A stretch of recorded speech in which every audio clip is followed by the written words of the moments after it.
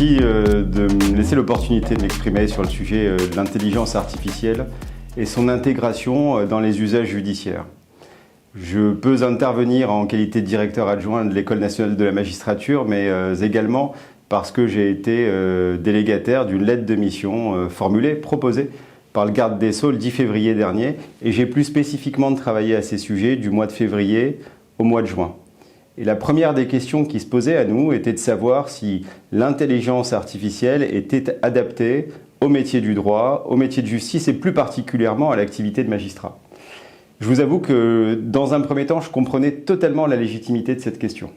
On partait de l'idée que l'IA avait fait son temps dans la réflexion s'agissant des métiers de justice, puisque nous parlions de la justice prédictive depuis à peu près une dizaine d'années, et que nous étions arrivés assez collectivement à l'idée que la justice prédictive, c'était limité, c'était un contentieux spécifique qu'on évoquait de manière scientifique comme étant un contentieux calculatoire. Pour dire les choses en des termes un peu différents, la justice prédictive, c'est réservé à l'évaluation d'une indemnité ou éventuellement pour donner des chances de succès dans un contentieux.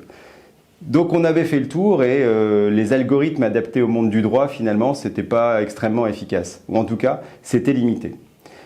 Je pense que la deuxième chose qui était importante, c'était de voir qu'on n'avait pas réussi à trouver de cas d'usage équivalents à ceux qu'on pouvait trouver ailleurs. Je donne l'exemple de la médecine. Vous avez des algorithmes existants depuis très longtemps qui permettent à un radiologue de déterminer avec une grande efficacité la naissance de cancer avant même que l'œil humain permette de le déterminer. Et ça, on n'avait pas réussi à l'avoir dans le monde du droit, en tout cas pour les activités d'un magistrat. Et puis, je dois dire que ce contexte conduisait quand même le magistrat dans son fort intérieur à avoir peur, peur de l'avenir. Est-ce que le remplacement n'était pas finalement derrière la porte ? Tout cela a conduit à une espèce de rejet et à l'idée consistant à dire que l'IA, pour les magistrats, c'était quelque chose qu'on verrait quand ça viendrait. Je crois que comme tout le monde, on a été touché par une vraie révolution. C'est novembre 2022, l'arrivée de ChatGPT. Je pense que ça, on a pu l'entendre un certain nombre de fois, mais c'est une réalité totale. Ça induit plein de choses et je pense qu'on peut utiliser un anglicisme. C'est ce que l'on fait lorsqu'on veut cacher une situation qu'on ne sait pas bien expliquer en français. C'est l'arrivée du shadow AI, c'est-à-dire l'utilisation un peu sauvage de l'intelligence artificielle, également par des professionnels du droit et sans grande maîtrise.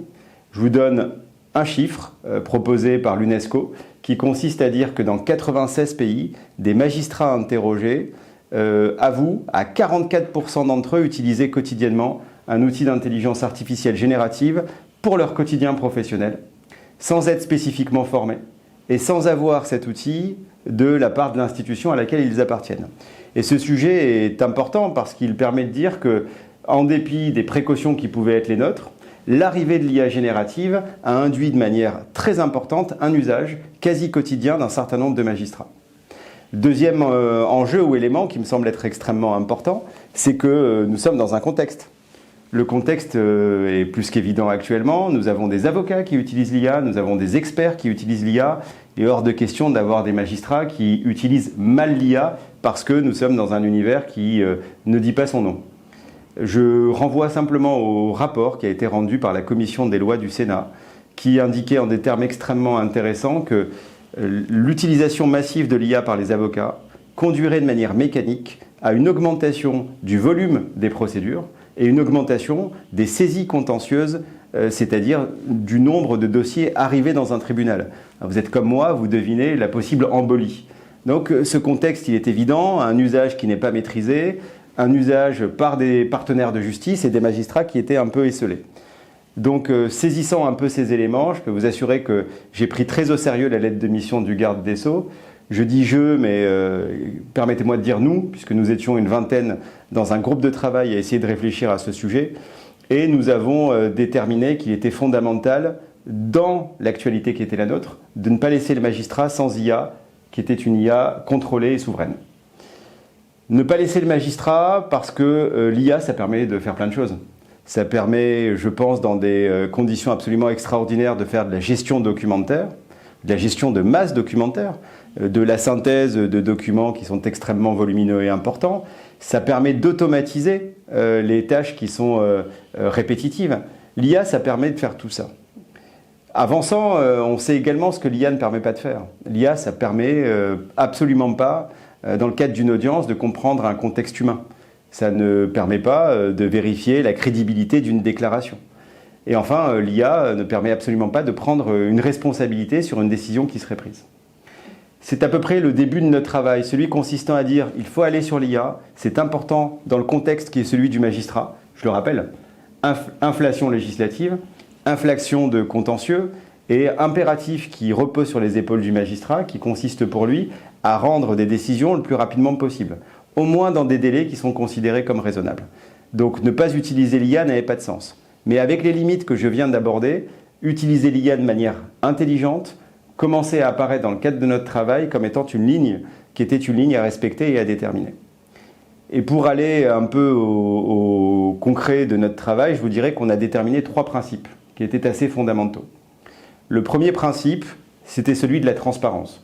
Je vous renvoie à une jurisprudence de la CJUE qui est la 203/22. Ça me permet d'exciper de ma qualité de juriste au moins une fois. Qui est une décision de la CJUE qui vient expliquer ce qu'est la transparence. Quand on est à l'origine d'une décision qui a un impact sur la vie des gens et qu'on utilise un algorithme, il faut être en capacité d'expliquer cet algorithme et les raisons pour lesquelles, du début à la fin, avec l'entraînement et les données qui ont été transmises par la personne qui est destinataire de la décision finale, on aboutit au résultat. Et cette exigence de transparence est également induite par le règlement sur l'intelligence artificielle qui, dans les activités de justice, doit imposer au magistrat, lorsqu'il est dans le processus qui est le sien, qui conduit à une décision, de réussir à maîtriser les outils qui lui sont mis à disposition.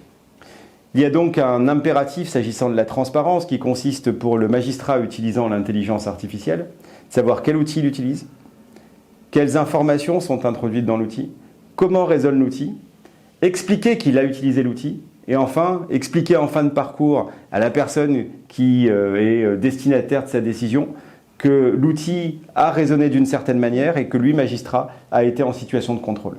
Et ça, c'est impératif. Le deuxième axe, parce que je crois que c'est un axe extrêmement important, c'est celui de la responsabilité institutionnelle. La responsabilité institutionnelle, vous pouvez l'appeler autrement, vous pouvez appeler ça entre nous la souveraineté. La souveraineté, elle est fondamentale. Elle consiste à indiquer qu'il était impossible pour les activités de justice, et notamment les décisions de justice, d'avoir un support technologique qui ne soit pas à la maîtrise de l'institution publique.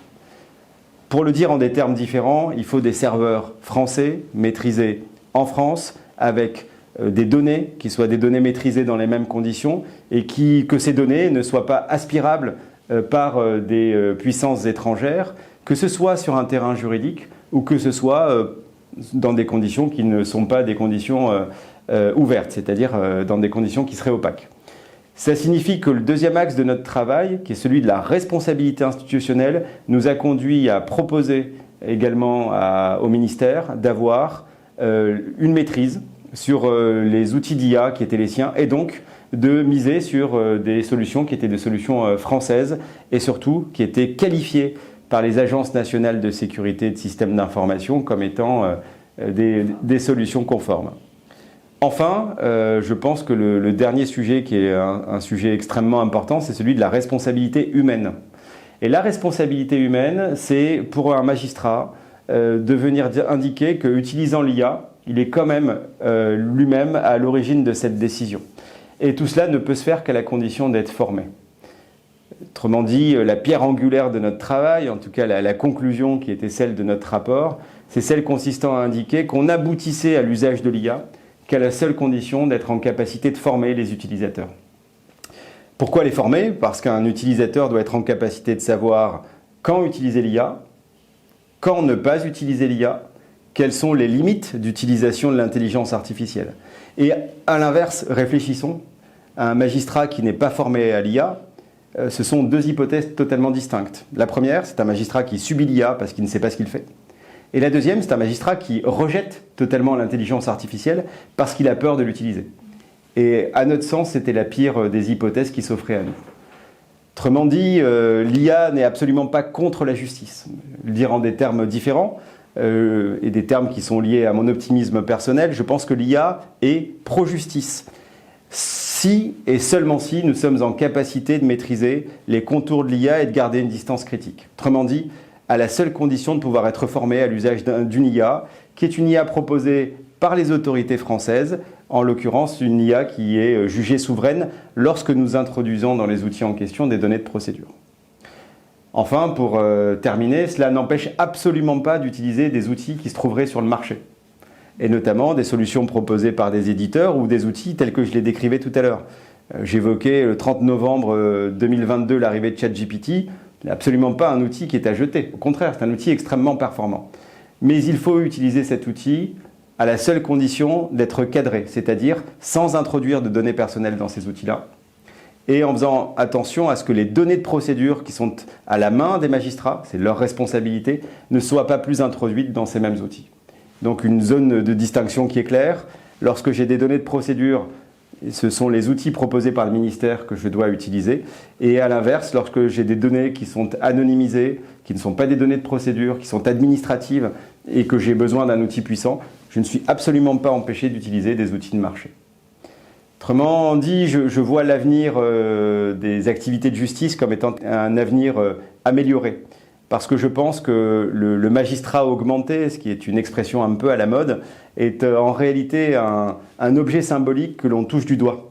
Nous avons à notre main des outils qui sont extrêmement performants, qui, s'ils sont déterminés sur des tâches précises et accompagnés, peuvent permettre aux magistrats de demain, dans 5 ans, dans 10 ans, d'avoir un quotidien qui est centré sur l'activité qui est la plus importante pour eux, en l'occurrence l'interaction avec le justiciable.